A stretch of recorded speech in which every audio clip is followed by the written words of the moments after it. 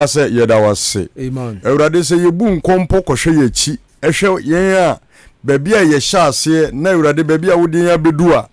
Ewurade anopei ye ne yebusua ne oman ni kroi ye de asedama wodin. Oh Jesus anopei ye dawase. Amen. Anopei ye kase moni adwuma o waye bi. Anopei ye de yasempa kagwane nyina hye ewurade nsa. Me bom pa de ewurade osempa kafo yi hye wonsa. Ewurade fa ugya tekyerema sona ne tekyerema so anopei. Ewurade anopei mane home wasem ingu umemu. Ye de kuma nyina ba wanim. Ewurade de bia me mpa ebo ne se obegye akra nyina ma wo ho. Nti anopei ye ma wudin so asen. Nti twiakra ma ho na ye mfa ne onyam ema wudin. Wo ba Yesu Kristo din mu na ye bom pa. Amen. Amen. Yo, ena ye de Nyankopon tiasefo ase. Se wode minum yenu nso ye nkwan yere akyeye. Enyi obi a na ote ase. Nti ene se wo nkwan aye adinya kase e de ma wo. Aye akwanya foforo a ewo se wo fa so di tu anamo foforo.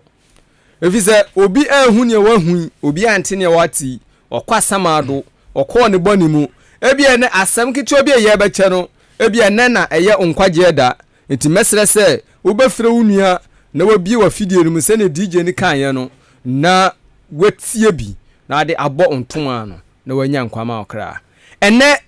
enso ye da foforo sofo enti ye be kasa afa wo se abosom ho adibisa enye ma o kristoni hallelujah amen abosom nchen adibisa enye ma kristoni se wunya fa Yesu Kristo se wo kra ene wura ene wagye nkwa ehu hia se obesa pa hu achi niema dada wo ye no no ma dada wo ye no wasa akomu biem akobisa se konfuo bi nchen akotwa odwan akotwa mponche enkokọ akoto aduro dabi na wo se wo hwe sosum onyankopon enti ena no pa ye betu ye hofo ento se asem ni nkwa wiye no na wodie wo mu no na won saka na wafa na aye enkwaje ama wo amen amen me pa cho fa yakọ second ahemfo itire ba ko ntichimu ba ko kopem nan no Second Kings. Yes. Ahemfo homa etoso mienu no eti ba ko ni yimu ba ko kopem nan no yes pa cho eti eso wa cho se ohene Ahasia adibisa wose ohin Ahasia adibisa na ohin we no wo Israel na okobisa ade na de no okobisa no adibisa de yebisa se David be kwako a obisa Nyankopon se Awurade enkofo yi eneme ba ko men kokko ana men san Nyankopon se kọ Awurade enkofo yi abedi adwuma se omkọ minti wom na miti wom ameto wom wasenya ti wom obeto wom da bi menkọ okwa emwawo enti adibisa ewo mu mienu na ohiwe no okọ adibisa na okọ no Nyankopon nchen ana se okọ wo bosom nchen me pa cho kọ man yo na Ahab wo akire no Moab te Israel so atua yes abra ohin Ahab one ne yire edi nsemhu ewo Israel no Nyankopon ka kire ne se Ahab no wayenti kamekun Ahab esun onu ne ho Nyankopon de ne bo ne kire no na ka kire se mede ohaw no beba wo maso o mabreso owuo no beba o mabreso enti wose onu no wuo akire no na ne ba Ahasia bedi ade no Moabfo ete omoso atua na yedai na Ahasia free na bansoro dan a ewo Samaria no mpomamu tehwe fam na abra entokwa ne koso no esese ni Yakobo adika adomi o mato dada enti wose ohepo no efri na bansoro ne dan no mpomamu etehwe fam hallelujah amen na oyare na osoma abofo yes na okakire won se monkonko bisa ekron nyame ba sibob se minya yade yi mu nkwa na hallelujah amen wase were osoma abofo osoma nkofo so monko abosom nchen omonko adinsifo ho eko bisa se so edi ahwease amahwi menya nkwa na ebia wonso ohaw bi ato obi wunwa bia petrewu oba bia petrewu ukun bia petrewu eti wasoma enkofo se enne enu na asem si yenti enne wo se omunko bisa konsama afre se hwan na ku no adie na si yenti wawu monko frɛ ne sama emisa no na mo fa se kan hye ne nsam no fa ni dwuma odofo eno ho asem ye tie no me ba so koma yen munkonko bisa ye kronya me ba se bo se menya yade yi mu nkwa na munko bisa ma me si menya yale mu nkwa ana mewu edi na besi wo yale achi metoa na nam wo siero ana se benya nkwa saa ne yesu yetie wo yablabo mu bibi to ye pe abosom nchen atradifo adinsifo nchen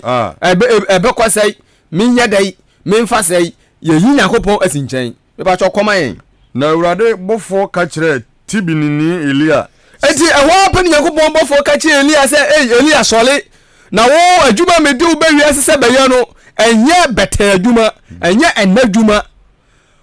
ensem hu bi koso sole na di dwuma bi ma misisi akoma me sore furu koshia Samaria hene abofo no sole furu koshia Samaria hene abofo no na bisa won se na bisa wo masem bi ma me onyankopon bi ni Israel ntina more kwa akobisa ekronya me ba se bobho ade yi ana enti so nyankopon bia ni Israel enti so nyankopon bia ni Ghana ha odofo wonam abosom so wasuma se yenkobisa se enti so yale a wo yale no ubewu ana o kristo yi yale kitu obo wo no so enti wodi yare na chi akowu sempo wokona wonya ayaresa hu se waton wo kra hallelujah amen eba cho koma yen fo no enti Ewrade se enti se ne yakopon se no pami be kan kire woniye se obiara wodo ho ato abosom so o kristoni a wo pa ho achi ekọ adinsifo nchen ekọ atradifo nchen ekwaji enku ekwaji perfume ekwaji nioma baifonku favor water ebedi bepete solia na adwo 12 eya kwankire kojira nkwantanan enkwantanum enkwantanwotwe ebodua edomeno enopenya kopon se minka se minchira okoma me enti Ewrade se mpa wafro no won firi so nsane na wuo na ubewu na Elia koi hallelujah amen eti odofo Nyankopon se no pemi ka che se o hawe dawo so no se wan sakra wadwe a unfiri mu mfi emu na ubewu se wanya abosom nso chi a amane na dawo so no enya de afiri nso akọ na china ete so di wakowo mu me pa cho fie ko 1 euro 16 no 16 no yes na Elia ka kire ohene no se eti eho pe ohene no se woto so a wose ohene ante asie o mo ba chia no pe no wose ebe ye Elia onu no odi nkwase asem wei Elia no onu do obewi ase no ompem asem wampem me papa sem ampem ma me asem saa no odi asem so eti monko fe no ma me no wose almost osoma ayi asoja fo so monko fa ne mla na Elia tebe poso etu omu duru ho no omu bisa ne se okache Elia abudi ayompani se Elia nyame nipa kamo esi fombra ayi na nazime me fombra wase hey wudi misem ye nyame nipa na me kasa saade a Nyankopon ja mfiri so me hye no adu onum wase be hye omre ka ba ko be bo amane eto aso saade be du miensa so ode no obepa acha no ode ohen no ode Elia ebai etu obai ya no oba ohia nimu no ohia oyele a obewu obepopo no na ka wadane na no na ede ba se Elia sa kan e koma me na Elia ka kire ohene no se na Elia ka kire ohene se Ewrade sie ni se ne Nyankopon obo so ni asase sie ni ese ne se wasoma abofo se wonko bisa ekronya me ba si boho ade sade onyame bi ni Israel wokobisa no asem nti se wasoma abofo se omonko bisa abosom hwade se die na ekọ se bi kunya owu ye die na ku no hwan na ku no na me ye die afie me ye die yali abo mi me mfa he no wose se wa ye santi e de na besie mpa wafro no empa ya wafro no uri mfiri so nsane da na wu na obewu eto rafo yes say a message send ye ka no sa na ebe dai ye ka no sa hallelujah amen enye ahurehura na bema ya da yasesa no enye ahokire enye ohia enye kwada na dabi na owi eti Elia wa ya dai wa asesa ne message no eti onwia sofo wa hye nyame adwuma se wo ye nyame adwuma ensesa wo message emaye ahurehura bi sesa wasam kwaso kan ya wo kana ɛno na nkwagye wom papa nsɛm ni papa mu ka saa hwɛ obi sika obi afɔre ba ɔbɔnti wotumi ka na asɛm dabi ɔno ɛso ne ɛsɛ yɛ pirikyi no wokɔ hu obi na ne dressing no na wahwɛ ho pirikyi no dabi yɛnyɛ ne saa Elia wa ma ɔhen na hunahuna no mepa kyɛ ɔfeɛ kɔ ayi odifo Hezekiel no ai na ɔnka sɛ minkyerɛ wɔ hɔ yehu sɛ ne yɛyɛ ne nyinaa no ɛyɛ maguo ne yɛba aguo Ezekiel 7:25-26 akenkan awo odifo Ezekiel etinso ne maduonu enum asomdwei nso ebi ni hɔ hallelujah amen wɔsesɛi ɔsɛyɛ ɛba ɛso ne yɛkyi abosom so kɔhwehwɛ asomdwe yɛkyi asɔfo kɔhwehwɛ asomdwe wɔse yɛ bi yɛ dɛ ɛni hɔ dabi meba kyɛ ɔkɔma yɛn musuo pai musuo so emusuo ɛpai musuo so emusuo ba musuo di akyire eti abɛ colonial virus ba yi no ne yɛsi yɛn ti bi dawo na yɛ yaleɛ hwɛ Ukraine ɛne Russia akoyi hwɛ ne yɛde bɛ wiase na ka yaleɛ ne mpo yɛ ɛnɛ patriot ne sɛyi yaleɛ ne bremu na patriot ne sɛyi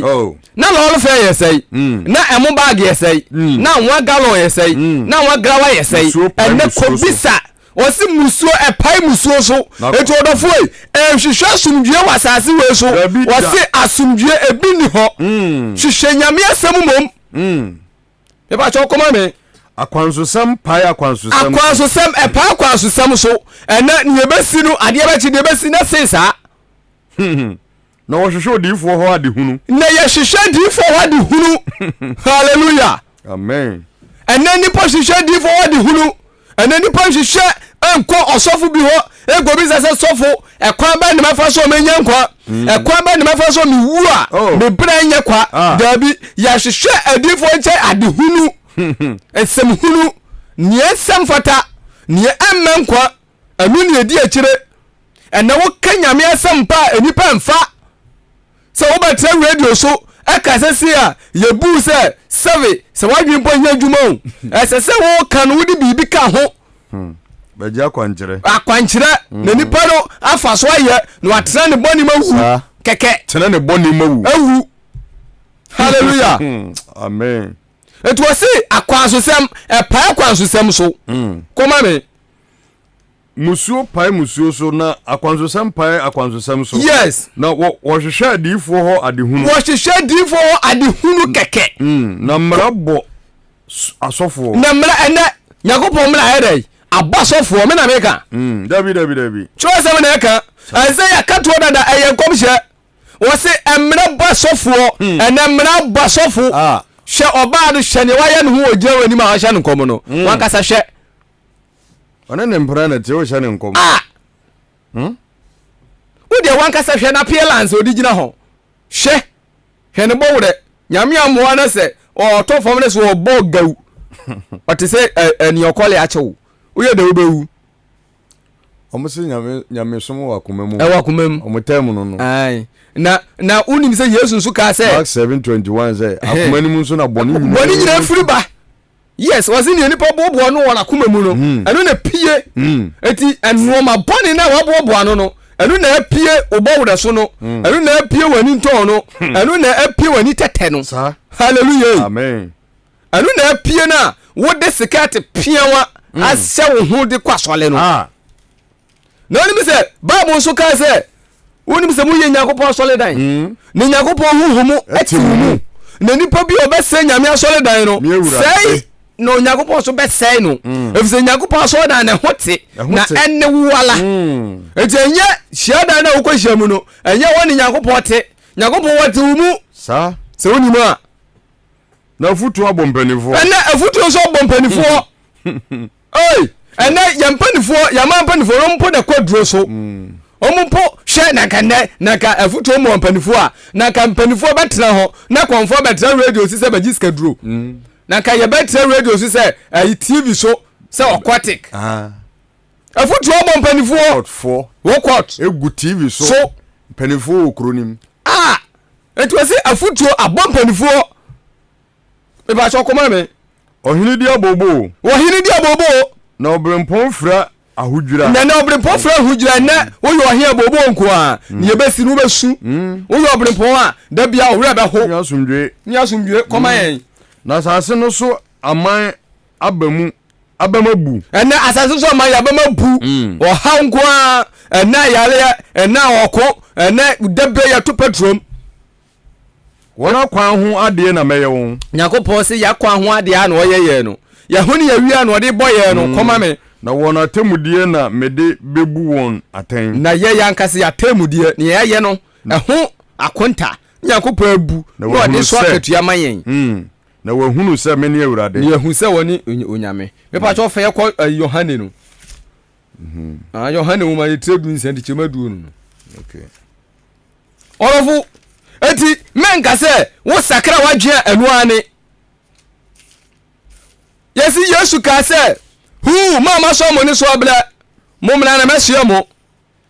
eti ke de ya dwi nyina ni se adam fo Yesu Kristo se me kra na maje nkwape mawie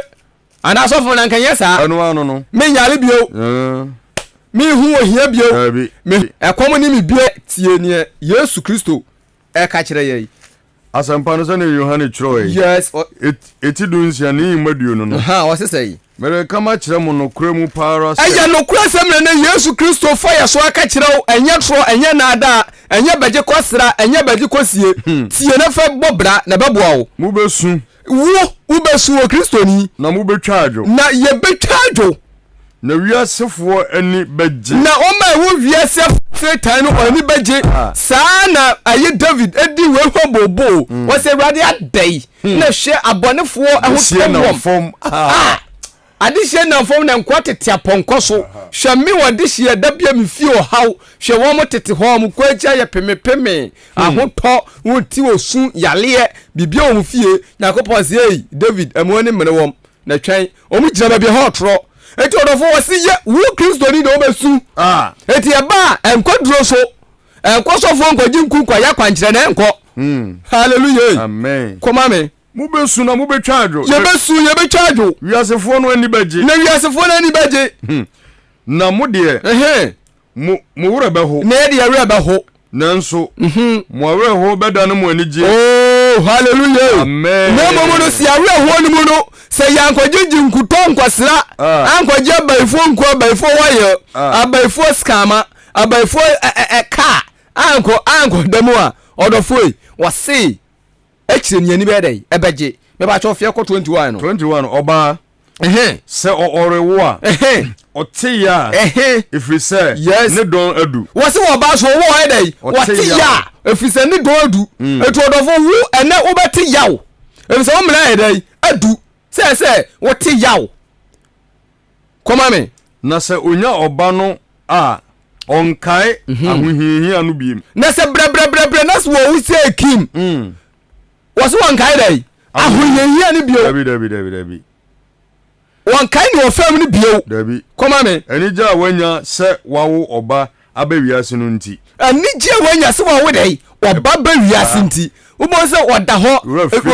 na no osre be ba no wen be ba no wen ya tam na to na furu so no osu no osre hallelujah adentia obre no wanya so mfaso eti minumi enu bre na ye bre no se ya nkogigi nkuto ane ayi anoti wo iransra anya kwankyira anumbi afa bi anwu a wose daachi bi no ye be se wo ba wo no ye benya ahu anigye ye benya akire ahoto hallelujah amen ye ba cho koma yen na monso sesei die mo wareho ye wareho na mehu mu bio na Yesu Kristo se o ko no be se hu ye bio na makuma beto mo yi na wo wakuma beto wo yam eti odofo e enkase wo betrasa aziso pasumdue asanso ko pasumdue wo soro hallelujah amen enyeye eti se wo pankwade a enesu enye he su wate na manije no obi renyi mu nsem wo se sani je ni obi maje ehwo ni Satan ni ho ehwo no ohaw ni ho ehwo ni yare ni ho ehwo na bayare ni ho ehwo no wiri ni ho na no pe wakase chop money way wa joso dabi ɛhɔ no wo ba nyale ɛna wakosu afrɛ doctor wakɔ yɛ sɔfo bi abɔ mpa yama no etu wase wani gye no obi nyi wo nsɛm ba cho kɔma yɛ na da no muri misɛ mi biribiara ada no de ɛyɛ fɛ ne yɛkɔ bɔ mpa yɛ kasa awurade no pɛyi me yɛ de anɔpɛ yi ɛdeɛ na ɛkɔ dabi mere kama kyerɛ mu no kware mpara sɛ biribiara a mobɛsrɛ agya no me din mu no ɔde bɛma mo wase bibia yɛ bɛsrɛ agya no din mu no ɔde bɛma yɛn amen na toasoma yɛ wase sɛsi ayɛ dɛ ɛde bɛduru sɛsɛ wase ɛde bɛduru sɛsɛ deɛ monsrɛ biribiara yɛnsrɛ bibia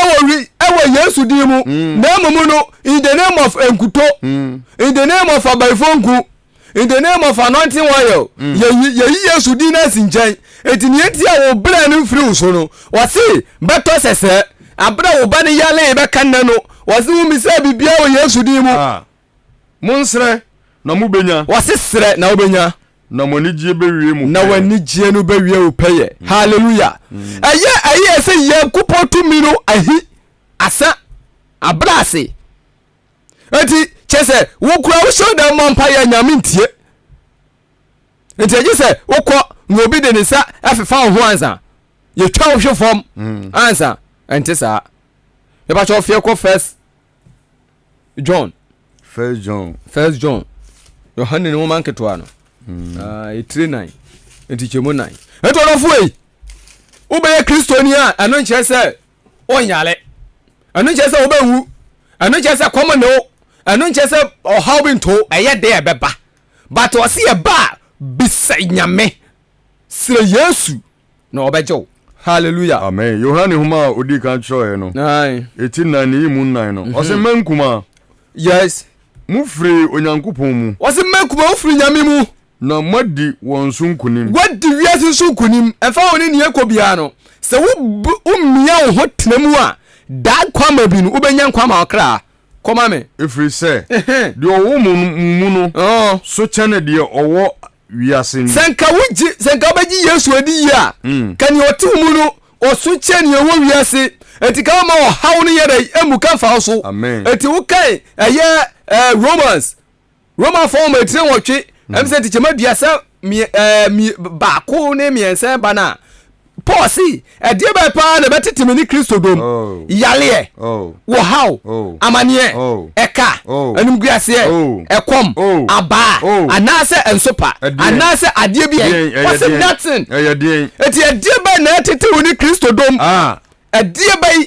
na ɛtete wo ne Kristo dom ɛyɛ yale anaa abawo anaa ɛti na ma wukyinkyi abosom so ɛti na ma wukyi atradifoɔ so ɔdɔfo anɔpa yi tenase wase bɛtɔ saa bere wumisa bibia bisa Nyankopɔn na ɔde bɛma wo ɛba kyɛ ɔkɔma yɛ enum no wɔn deɛ wofiri wiase yɛnti na wofiri wiase kasa sɛ wokae borɔfo no a wɔse atradifoɔ no ɔmo firi wiase ɛti ofiri wiase yɛ dɛn ɛkasa na wiase tie wɔm nso tie wɔm hallelujah ɔmo mfiri wiase na ɛkasa wo ɛnyɛ nkwagyeɛ na wɔpama wo wɔno wakɔgye boso wɔbɛhyɛ ne dɛm na wɔyɛ business wɔn sɛ nnɛ nipa mpa bosom so kɔ nti wɔsi yɛde fa Nyankopɔn lai hallelujah nada wɔdada yɛn wɔkuku yɛn hwɛ ɔdɔfo ɛnɛ Nyankopɔn asɛm pa no ɛho ayɛ den hɔ na ɛka kyerɛ wo hɔ na ɛfa kɔmɔ mɛkasa yes ɛnɛ woka nyame asɛm papa onipa mfa obi ampo anyi ne sika mmoa dabi wɔbɔ da mpo kai na wo fa so be no obenya wo so wo be gbo na chi asan no asan so aka sɛ dabi ameboa wo na wo twesei fa be bɔ yachi dabi na mo no sagari ye betra ene odofo yi ede na hawo ya lebe na da so abawo ede be bra na mesi Nyankopɔn be yama wo enadwo ye hia den akwankyerɛ kɔso bra bia obi na ɛyɛ obi kristoni a obi yɛ o ɛfa kyɛw fiesi yɛ wɔn deɛ ofiri wiase yɛnti yes na wiase kasa yes na wiase tie wɔn Yende efiri Nyankopɔn yede efiri Nyankopɔn mu na kasa de onimu Nyankopɔn no tie de onimu Nyankopɔn no ya kasa wotie na de onfiri Nyankopɔn mu no ntie oni ofiri Nyame mu no ntie ya na ontimi pontie efisi asɛm no bɛyɛ nkwasi asɛm ma no won sɛ wɔkan wɔ First Corinthians 1:18 asɛm ho asɛm ɛyɛ nkwasi asɛm ma wɔna wɔyera yes na no pɛ tumi ɛma wo a wɔyɛ wɔgye nkwa hallelujah eti so unfiri Nyame ma asɛm no ntimi yɛ de entie ɛbɛyɛ nkwasi asɛm agimi nsɛm wobɛdum radio set no sɛ sofi ɔka nkwasi asɛm too much e ba so kɔma yɛn yɛyi mu na yehunu nokora honhom ne nada honhom eti wemu ne ehu nokora honhom ne dai nada honhom ɛsɛ wo differentiate between enokora ne dai nada na soro nokora na soro nada hallelujah amen. Fair 2 Corinthians on 5:20 20 to 21 all ma ochoma Korinto asafo no de to so mienu no eti enum ni mu aduo no yes eso acho sa asundwe ni ayonkofa ho kase wase asundwe ni dai ayonkofa ho kase eti anopai asmi anu ka ni nyina ni se ubai yani Nyankopɔn ntambe ba asundwe na yakasia ya boni nyina ni se yani Nyankopɔn benya anyonkofa hallelujah amen e ba cho koma yen enti ye abofo ma Kristo enti odofo yi ene Yesu wabe na adwuma kɔ otimi magina ho metu yafo bie enti hu se ye yabofo ma Kristo ye je Kristo anamu na ye kasa kira wo koma me eti se Onyankopɔn nam ye nsori tufo Nyankopɔn nam mo ya hye de tufo anopai o kasa kira wo anopai enti tie na fa ye je Kristo anamu yes sra mo se eti anopai ye je Yesu Kristo anamu ne wo kumu no efie da wi akete no ne wa ye bone ne wa mfomo eso wo so ye mbone ho akatua no ene ye janidimu sra mo se muni Onyankopɔn nka mom ai efiri na koi ani Nyankopɔn ye de enka mom na ja chinchi wow amen muni Nyankopɔn nka mom yes efiri se de onnim bone no yes ode no ye bone ma yen wasi efiri se no ye dai onnim bone no Yesu Kristo no onnim bone wanya bone da onu ko nipo obetra sansin so efie dua samba miensa 33 good years wan fom obi a bone anhwe wan ka bone anhwe hwemiru mienu a day hwe bone dodo etimi ye within a second ode ne ye bone ma yen na ye Onyankopɔn tenene wonimu yes amen amen twaso 6 you know 6 6:1 to 2 na yefa enkwa wiye ahotie mu ya kenkan free 6 no 6:6 no 6:1 verse 1 okay na yen ye ne no bom ye adwuma no tumufo nso se eti ye ni